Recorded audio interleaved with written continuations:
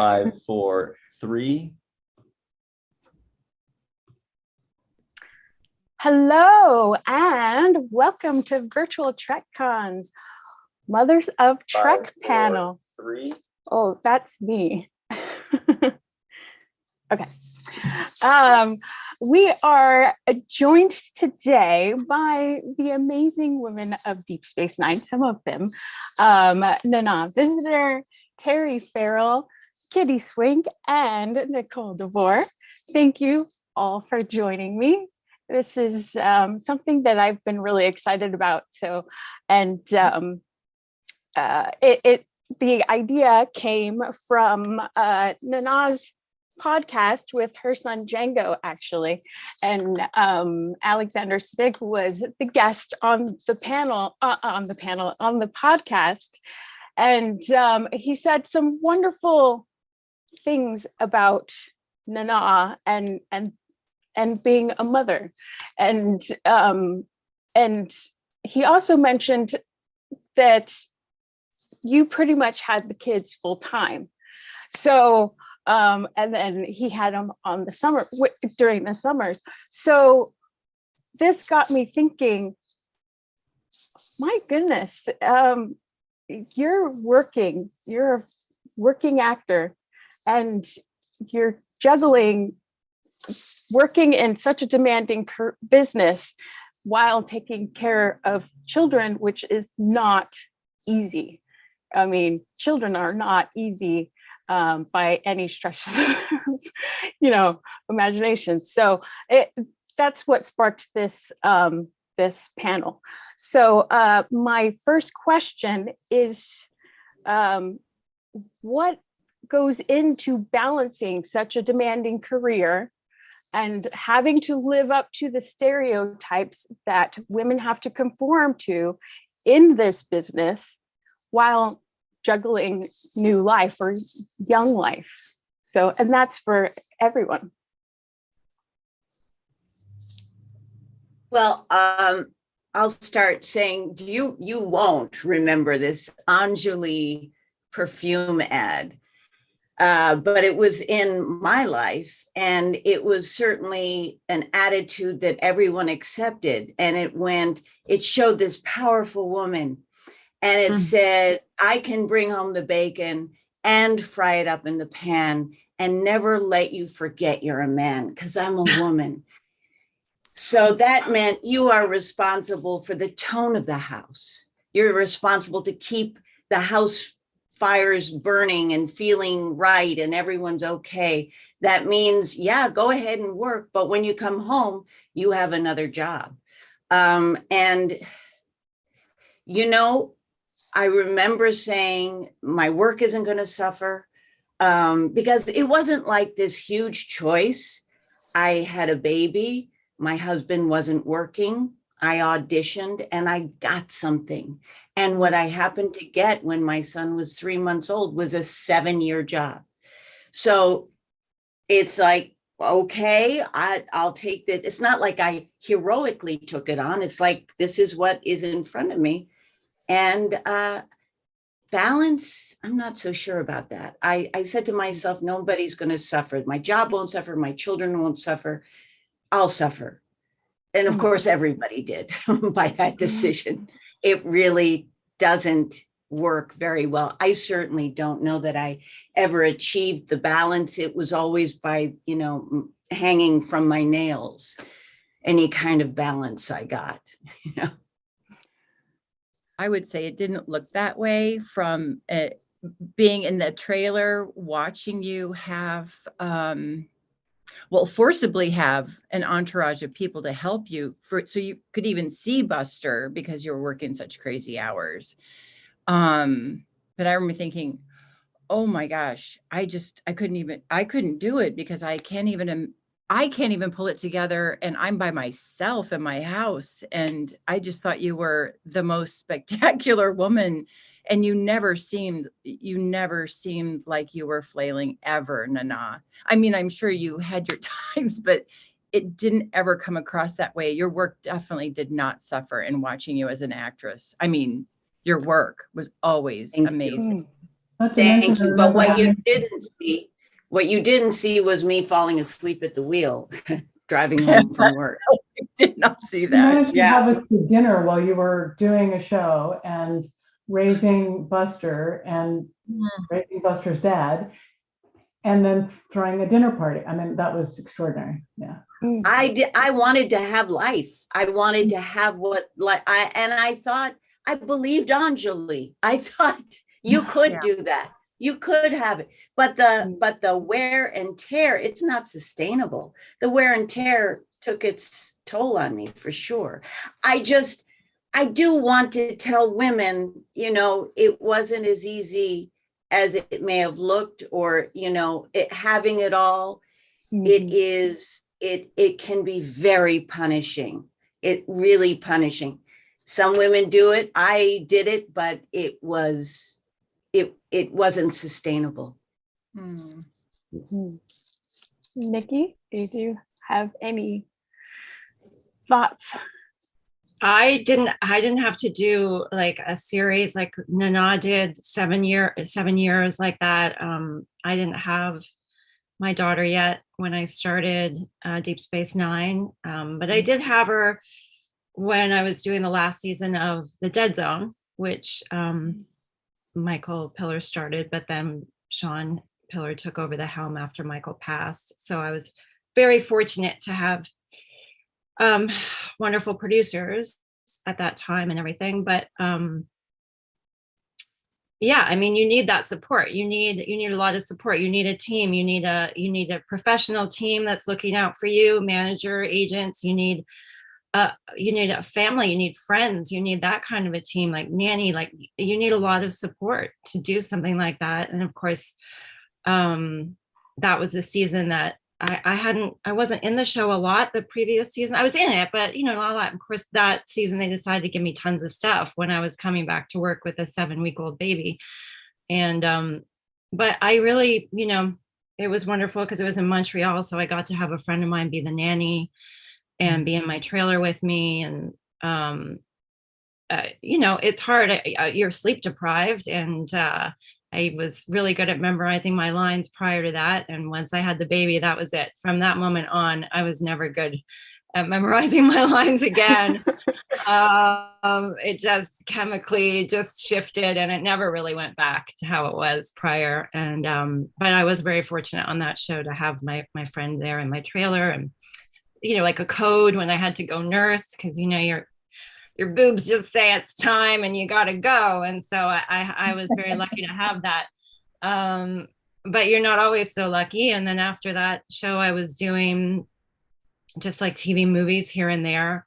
And, sometimes it was a great setup if they were looking after you and would maybe pay for your nanny to fly there, or, a room. And other times you have to be more creative, and depending on the budget and depending on how much they want you, how much you want the part. And it's a lot of work, and it's a lot of juggling stuff. And I was very fortunate to have my parents come and stay with me sometimes. And I would take the pull-out couch in the hotel, and they'd get the bedroom at the suite, and we just work it out. So, but I can't imagine, it is hard to sustain, and something's always going to, I think, suffer. You can't have it all. I was very lucky to then have just TV movies at that time. So you're working maybe 3 weeks, and then you have time off, and then to do it as a series like Nana did for solidly, and knowing the hours that we put on that series, I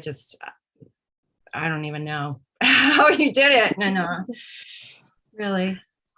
Do you think the expectations of mothers and women having to have it all together is evolving? Is it staying the same, or do we have a lot more work to do? I think it's obviously better. It's got to be better, than it was. I mean, well, I don't know. I don't know. ways, Maybe yeah. it is for, look, being on a television show, I had enough money to pay for help and whatever expectations I put on myself that made my life absolutely miserable. I was certainly influenced by the culture. I was influenced by every other mother who said to me, wow, I would never work and have a child. I'm so lucky. It was like shame. It was, I'm doing this wrong. And yet it was just how life happened for me. But, you know, I just read a couple of months ago an article about a young scientist who really can't compete in the world because she can't leave her 4-year-old because she's raising him herself. And that means her career is shut down, you know, and so often I hear people saying, we need parity with men. Well, I'm thinking maybe we need to restructure things so women can actually, so it's, oh, I got to tell you this one brilliant thing. This really showed me my age. I interviewed the fighter pilot, astronaut. She's about to go up in space, Samantha Cristoforetti. And she's going for 4.5 months. She has 2 children under 5. So it's like, oh my God, she's a brilliant woman. So I said, so how do you handle that with your children? Your husband must really help you. And she looked at me and said, well, he's not helping me. We both have these children. So he will take over when I'm not there. And I went, oh my God, I'm still assuming, no matter how much I look at all these questions, I'm still assuming it's the mother's primary job. And that woke me even further. I started to look at other things. I started to look at, instead of asking my husband, hey, would you help me clean the dishes? Saying, let's both put in 20 minutes right now. What do you say? I'm catching myself on this. It's my responsibility. And anyone who does anything for that is helping me. That's a big thought. Yeah. On the other side of that, I let my career go to be Max's mom. And I had many people, even before we left LA to move to Pennsylvania, saying to me, you should be working at the same time. Why would you quit working? It's like, oh my gosh, because I can't do both. There were a couple of things I went in on for producers, and I am lactating right there in the middle of, and it was just, I thought, I think Buster was sick once, or there was something that you couldn't go to him. And I thought, oh, no, I can't. I mean, it makes me well up right now, just thinking about it. And I have an 18-year-old right now. I'm waiting for him to go to college because, not that he isn't capable. He's totally capable. I don't want to miss one more second of him being in the house. I've watched Buster leave and Django leave, and they're still really close with their mom, and he'll come back to me. But right now, I'm going to really miss that. He would just, it's just so hard. But I miss being creative, so I made quilts. I miss being creative, so I learned how to teach yoga, and I still did conventions, and I missed being a part of that creative engine that tells a story. But I know they wouldn't give me a choice. I could never say, I can't teach today. Sarah's going to come in and teach this yoga class for me because Max just fell in the playground and he broke his tooth off. So I can't be here right now. Somehow that seemed more important. You know what I mean? And I'm obviously being very flip about that, but I think it's frustrating to have judgment on either end of it. I think whatever works for you, I think we can all have it all. We just can't have it all at the same time. Because I think you're right. I think you're right, Terry, that there's a lot of shaming involved, and it's really harmful to us, this shaming thing. I remember that when I said And I knew that I had enough time to go to Buster when he was sick. He was an infant. And it was a woman in production who said to me, you should have thought about this kind of thing before you took this job. No. It would have been so No. easy. It would have been so Wow. easy for her to say, which of course made me go, I must not ask for anything. Because Hunter Tylo had just gone into a lawsuit. Do you remember this? Mhm. She got pregnant and she got fired, and then she brought a lawsuit, which, you know, shined a light on all this stuff. But I certainly was scared that I could be fired. So it shamed me and it made me go, yeah, that's right. I have nothing to say here.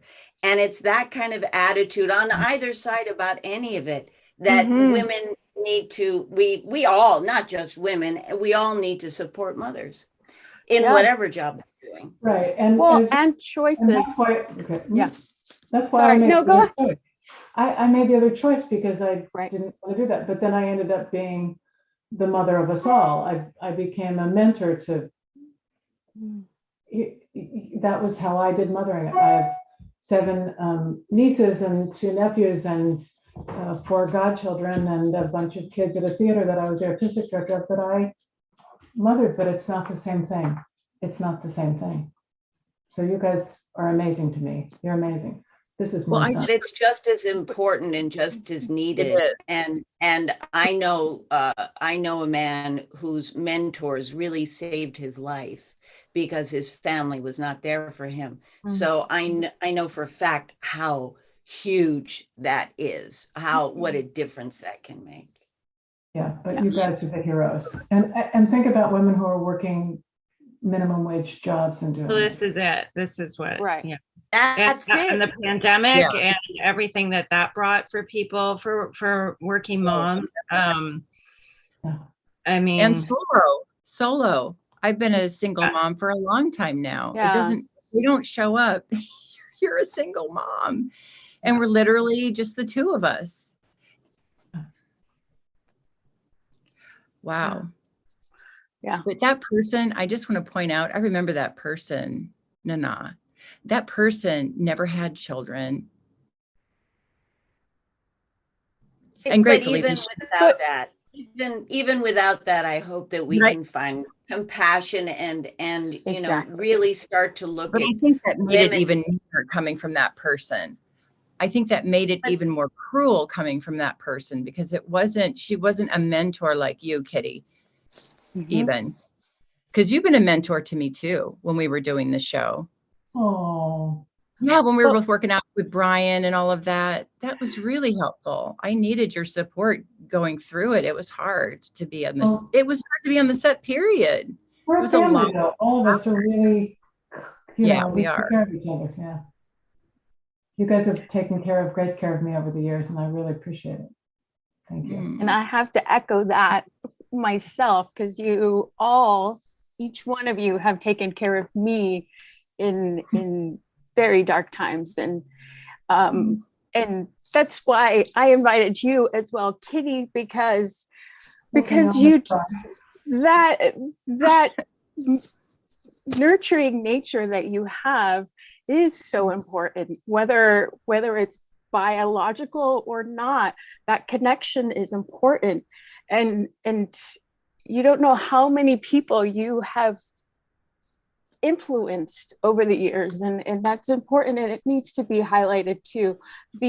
No matter the choices of whether to work through motherhood or to take a break from work to be a mother or choose not to go into motherhood in the traditional sense, it's all important because it all makes it work together, and it's important that we support each other in those decisions. So and I want to thank you all for being who you are and making the choices that you've made, because that's why we're here.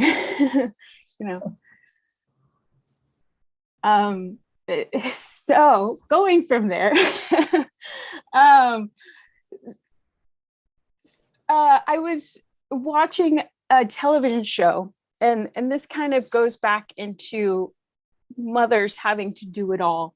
The show was Glow, and it's about the gorgeous ladies of wrestling, and it's in the entertainment business, and the main wrestler, she has an infant at home, and she has to leave her infant with her husband to take care of while she continues her career.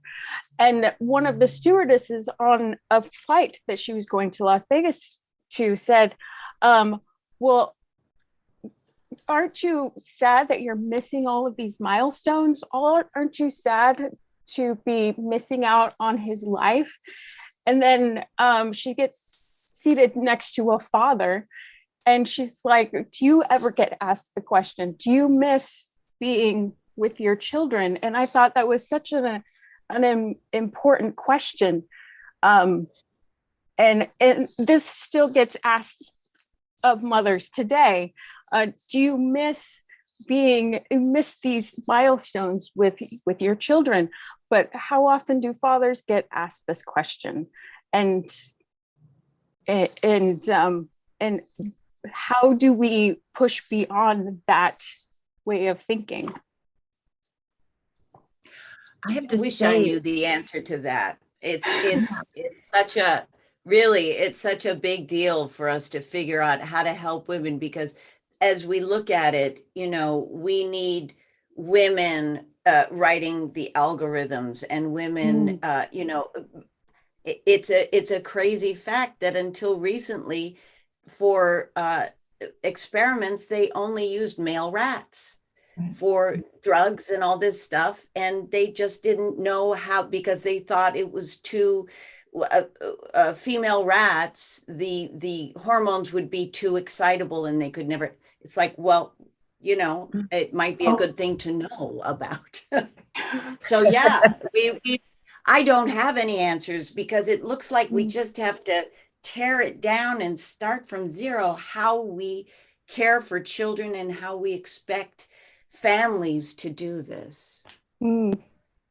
I think maybe you hit on something, Nana, when you mentioned about sharing a chore, that it's not just my job, right? It's a shared thing.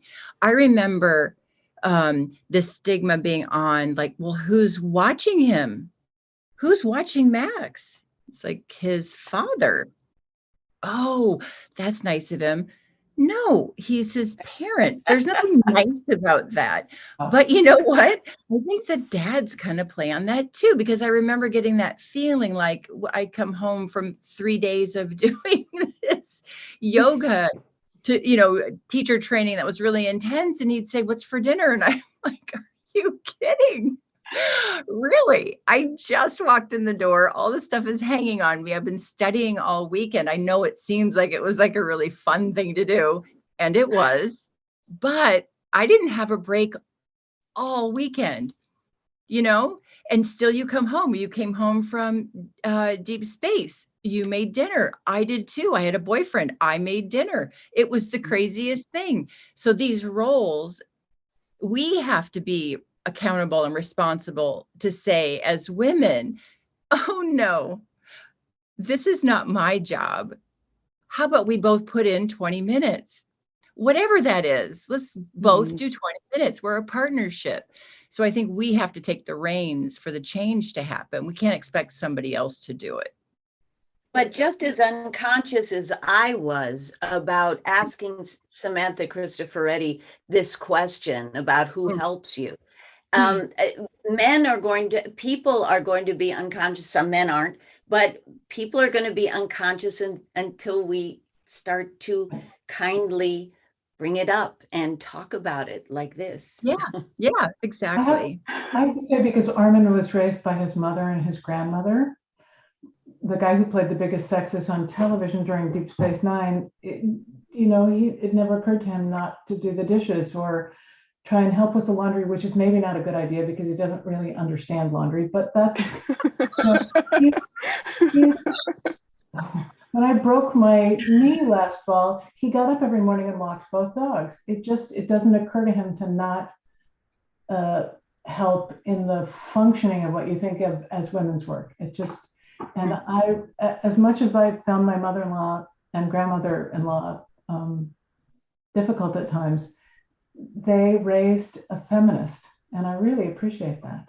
I think it's incumbent upon us as women to change how men think as well as how we think in some ways, because we hold the power of raising the next generation. Yeah. I do feel like that has changed, or I mean, I see that. I mean, certainly for me, myself and my friends, when we were all starting to have our babies and everything, we were all sort of creatives.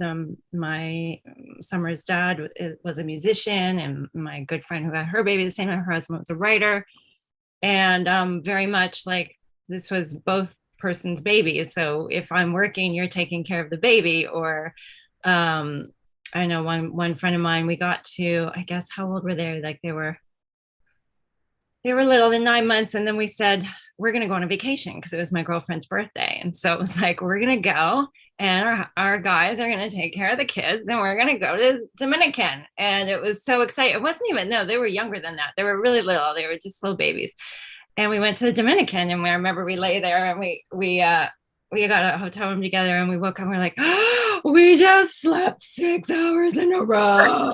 Oh my God. And we're like, and we went for like 5 days, and, you know, we check in with the guys and see how the babies were doing. And yeah, it was great. And it's really important. It's the whole, you got to get the oxygen mask first in order to take care of everybody, or your kid, or be your best. You have to. So it's something that I feel like I have always known. Now, knowing it and being able to do it, I realize there are two different things, but you know, it's something, if you consciously are carving that time out consciously, just like anything you put in your head, any goal you have, any idea, you find ways. You're always making choices to make it happen for you. So I always did try to find time to do that. But at the same time, yes, I was trying to have it right down the middle, and I feel like I did, but that meant less work. So I enjoyed, after doing Deep Space Nine and then the Dead Zone. Okay, so I had summer around the last season of Dead Zone. Then it became TV movies mostly, and that was perfect, because then I would only, you know, work for 3 weeks, and then sometimes I would just be gone for. So when they're little and you got to have them with you because you're tethered to them, that's one type of thing, right? But then when they're old enough that you don't have to be with them, then it's another thing, because then you have to travel and you're not with them. So Summer would be with her dad, and I go, okay, 3 weeks, this is the longest I've ever been away, you know, and then that's really difficult too. But you got to earn money, right? You got to feed them, you got to take care of them. So there's that kind of a challenge too. But then I was always grateful. Then I would not work for a period, and I certainly, and my bank account shows it, I could have worked more and I didn't, but it's finding the sweet spot of, I just really wanted to be there with her, and it's different for everybody, and it's a choice. And then I have a friend who does documentary films, and she's divorced, and she has to work her ass off, you know, and it was Summer's little best friend, and she would have to, because she's a producer, she's so great at scheduling, like she'd get all her friends and say, could you pick him up from this day? Could you have him over to sleep over this? Could you have it? Because I have to go and shoot. And I mean, she's incredible. And she's had people make comments, you know, similar to whoever that was that made a comment to you that time, Nana, about, you know, why do you have a kid, or in the first place, and stuff. And it's just so insensitive, and everybody has to find what works for them, you know, and we can't judge. And it's just a tough thing. And we have to think about policies that have to be changed or made or created to help women, to help parents in general, but to help working moms, single working moms. We're creatives. And We're single creative, working. and we've made choices. We had the luxury to make choices. Yeah, but other people were both working, right, and may not have family, or as you say, single mothers. Or single fathers. It's just, it's something that needs solving. Grandparents too. There are grandparents that are raising their Yeah. grandkids. I mean, so it goes the whole scope of, It does. yeah. I know they're trying to implement the $10 a day childcare in Canada. I mean, Quebec has that, which is really amazing. It's like subsidized by the government. So it used to be like $7 a day. Now it's like at $8.50.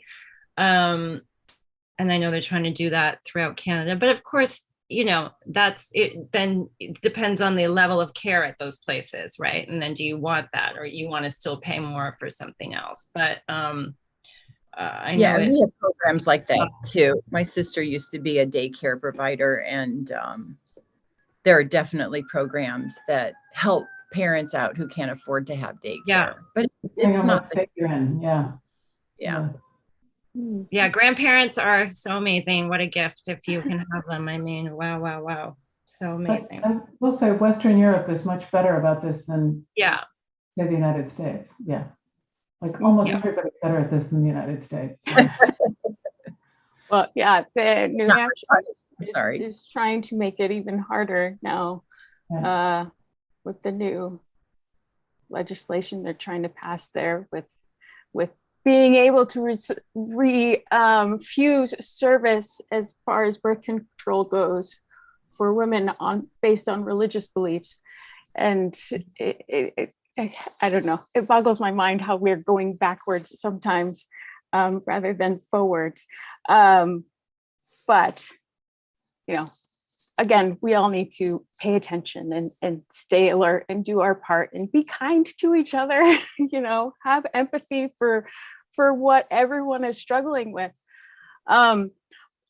Another question I have for you all is how did your own mothers influence such amazing feminists such as yourself in a very different time, in a very different world?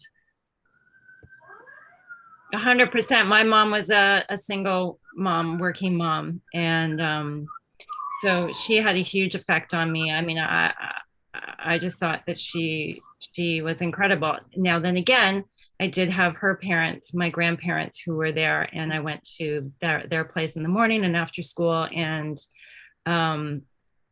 you know, it takes a village. And so I was very, very fortunate to have them. But my mom worked really hard, and she also was a very fun and loving mom, and we had great communication. And so all of that has definitely affected how I wanted to, you know, mother as well. And she was a great role model for me, really. My mother was very powerful and very successful in what she did. And I would see her walk into her place of work. I was one of her dancers, and I would see just such ability, it was like she was mainlining knowledge people needed to hear. But at home, my father needed to be king. And that was really problematic. And I watched that too. So I watched her have a career. I watched her being an incredible mentor to me. I took that in. But I also watched her subjugate herself. And instead of going, aha, never me, I went, oh, that's the way you do it. So I learned both things. My mom was a working mom, and she too was very successful. She was a hairdresser, and there were a lot of the things she mentored to me and my sister. I got it, and my sister didn't get it the same way. But I started working for her when I was 9 in her hair salon, and she would come home from that and do everything else. And I saw her be very stressed and worn thin. But I too thought I thought that's the way you do it. That's just the way you do it. The fry, that whole bring home the bacon and fry it up in a pan. That's just what you do. I watched, that's what my mother did. So that's what I do. And that's what I did for a long time, in just relationships with boyfriends. And I think, I didn't have Max during Deep Space. I had him after my run on Becker was over. And I think that gratefully being pregnant with him at 39 and having him at 40 made it a different perspective for me. I'd had my career since I was 17. So it was like, well, if I can't have both things at the same time, I already had a really fruitful, exciting run of a career that had been up and down, and, I'd come back to it. And I had really, it was sort of, if I die now on the vine for this is fine. That's a good point. We were older moms. We were geriatric moms. They remember seeing that? It was like geriatric. Did you ever see it? Every time when they brought my chart out. Yes. Maternal. I was like, what the? Geriatric. I'm 36. I'm 36. Oh, you're 36. Okay. That's a good point, Terry. Yeah. He worked so at much. 39, they're just ready to like, oh, why is she? Have you thought about how old he's going to be, how old you're going to be? And it's like, you have nightmares about it. Anyway. We had both worked a lot before we had our babies. So that's a good point too. Like, yeah. And my mom didn't work. She'd be 101 if she were alive today. So, so, and I was her last child, and she was really smart. My father was not a stupid man. He was a successful lawyer, but my mother was really smart. And the fact that when he came home from the war, she had to give up her career, there was always this kind of thing, because in the world that they lived in, it wasn't okay for her to be her own person. And wow. I felt that resentment. She was a terrific mom, and she raised me to be ambitious and whip smart. I mean, that's what she wanted for me. She didn't want me to be pretty. She didn't want me to be married well. She wanted me to be hardworking and smart.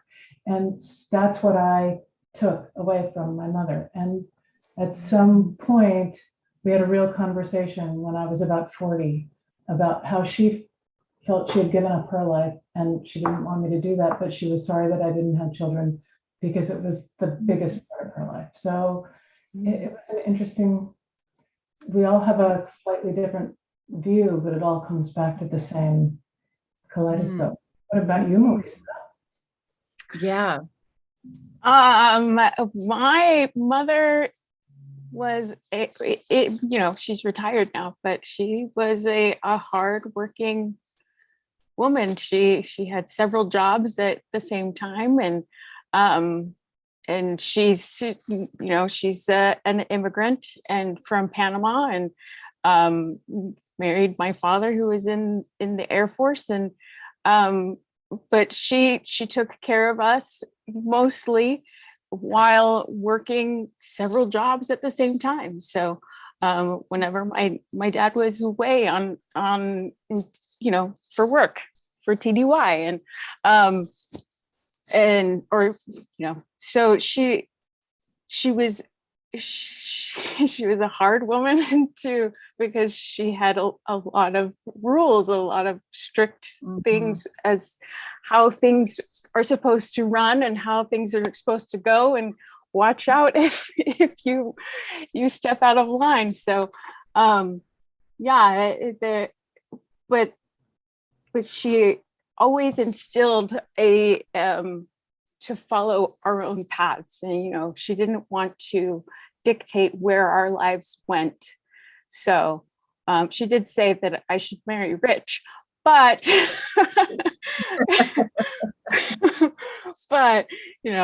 but she also taught us to be very independent, my sisters and I. So yeah, I've gotten a lot from her, and both good and not so great, but you know. So. My mom was super strict too. I am not strict enough. Probably I'm not strict at all. It was just the worst. The worst. So, but they kind of had to. They weren't home, right? They weren't home, so it was, you know. So, do you have any regrets as far as the way your life has panned out with the choices that you've made, and as far as, you know, maternity or not, you know? I think any regrets I would have has turned to hope for younger generations for it to be different. For there not to have to be choices always, that you can have a talent and a passion for something and also have a family, and that it can exist in a way that doesn't kill you, or that you don't get sidelined because you're not able to do your research or whatever the job is that you may want to climb the ladder in. That's how I feel about it. I understand what the job was, what was required at the time in the 90s. I understand the choices I made. And, you know, at the end of the day, I can't imagine not having these two humans on the earth. So it was obviously worth whatever I had to do.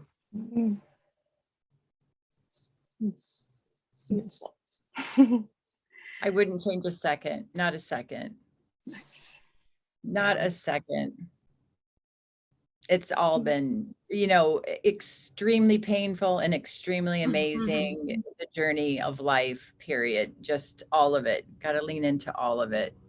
Because if we don't, then we wouldn't be having this conversation right now about these people that we love so much, that all of us love so much.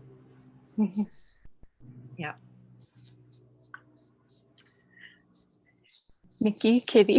Oh yeah, no, 100%. I mean, I don't like to regret anything, really. Regret is just something I don't like to really even say, but yeah, I mean, sacrifices, yes, you know, but definitely all worth it. And I wouldn't change a thing either. And it's still going. It's forever, you know. It's like, you know, it's ongoing and forever. And, you know, same for my mom and with me, you know, I mean, it just never doesn't stop. So, but yeah, I wouldn't change a thing. It's wonderful. Yeah. You know, it was the decision I made. And by the time I thought maybe I would think of something different, I had cancer the first time. And then I thought, well, I definitely don't want to have children now. So I dove in even further into my nieces, my nephews, my godchildren, my friends.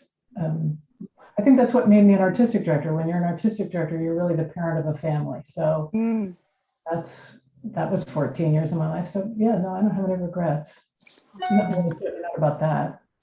Maybe about some clothes I've worn over my life, but there you go. Oh yes, hairstyles for me. I'll go with that one.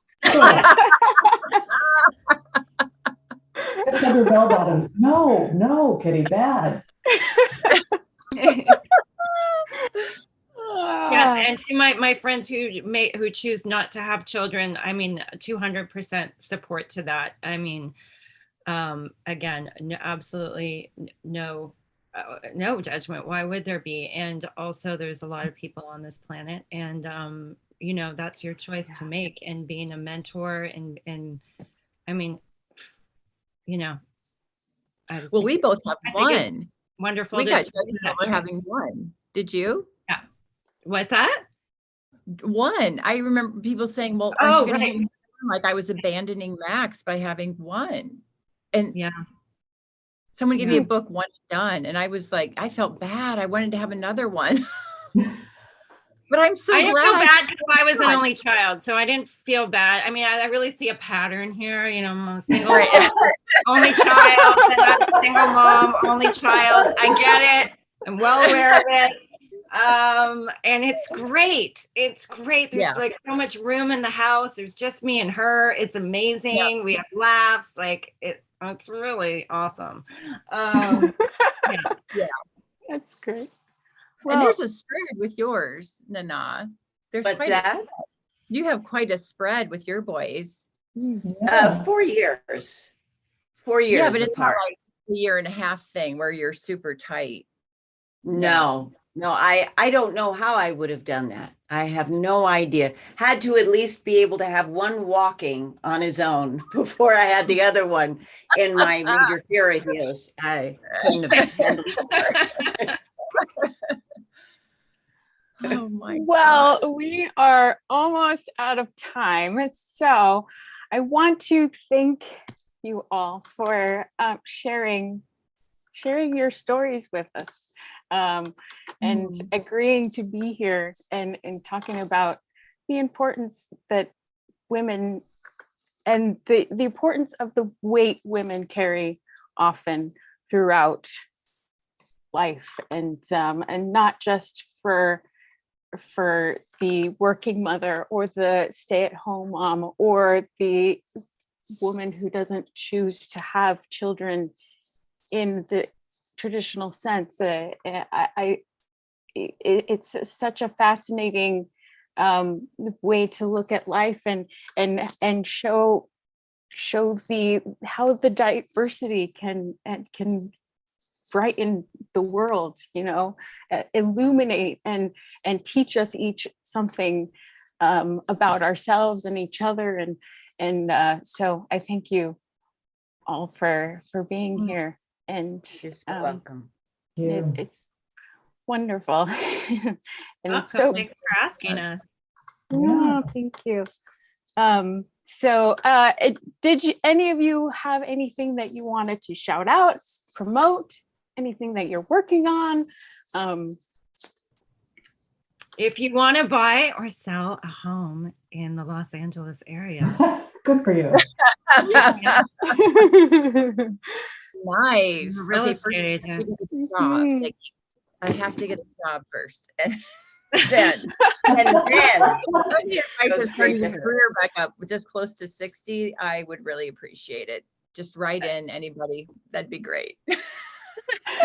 I'm still working on the book, A Woman's Trek, and the documentary, and moving slowly forward, hoping COVID doesn't shut it down again. Hoping very much for that, not just for the book, but for all of us. I'm learning, I'm talking to we have such an incredible community. It's just, it's amazing to me. I would just do a shout out to Team Trek Against Pancreatic Cancer. Jonathan Frakes and Armin and I are once again doing that. As you know, I'm an ambassador for the Pancreatic Cancer Action Network as an 18-year survivor. Woohoo! And yay. You are a superhero. And so if anybody would like to join our team, we'd love to have you. Yeah, thank you. Yay. Well, and thank everyone out there who's been watching and Virtual TrekCon and this beautiful community that is so wonderful and supportive. And I hope you enjoy the rest of the convention and the LLAPy Awards, the first ever Star Trek Awards. It's been so fun. So have a great evening, everyone, and we will see you later.